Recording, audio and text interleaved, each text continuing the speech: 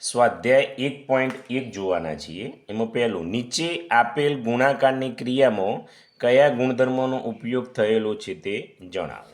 અહીં તમે જુઓ તો -4/5 ગુણ્યા 1 બરાબર 1 ગુણ્યા 4/5 બરાબર -4/5। કહેવાનો મતલબ એ છે કે કોઈ પણ સંખ્યાને તમે 1 વડે ગુણો તો એ સંખ્યા પોતે જ જવાબ આવે। જો આમાં 1 વડે ગુણ્યો તો પણ આ જવાબ, આને 1 વડે ગુણ્યો તો પણ -4/5 આવે।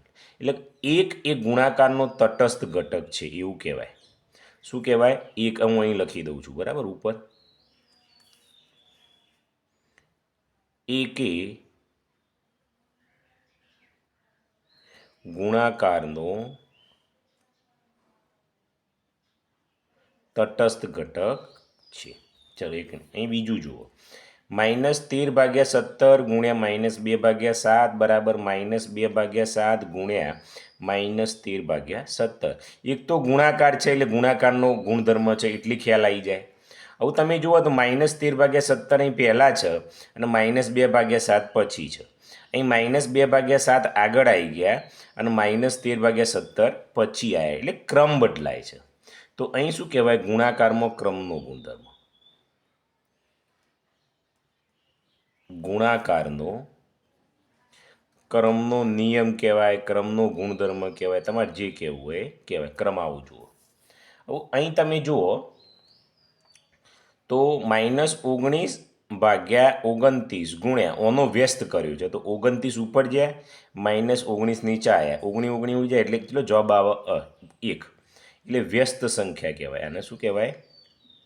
વ્યસ્ત સંખ્યા અથવા વ્યસ્ત સંખ્યાનું અસ્તિત્વ એવો શબ્દ વાપરી શકો છો। હવે બીજો દાખલો, 1/3 ગુણ્યા કૌંસમાં 6 ગુણ્યા 4/4ની 1/3 ગુણ્યા 6 ગુણ્યા 4/4 રીતે ગણતરી કયા ગુણધર્મનો ઉપયોગ કરી શકાય તે જણાવો।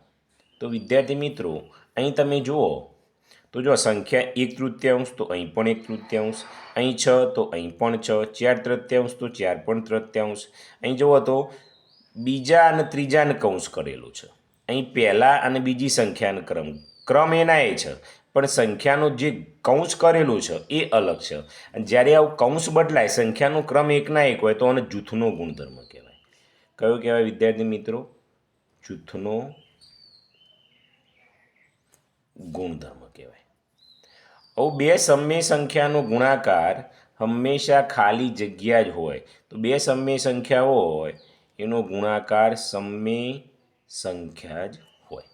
વિદ્યાર્થી મિત્રો, તમારો સ્વાધ્યાય 1.1 પૂરો થાય છે, પણ એવું નથી કે આ જ દાખલા પૂછાય છે। ચોપડીમાં ઉદાહરણ છે, મેં આ દાખલા પહેલાં ગણાવેલા છે, બધા જ દાખલા પૂછાવાની શક્યતા છે। તો વ્યવસ્થિત તૈયારી કરજો। Thank you.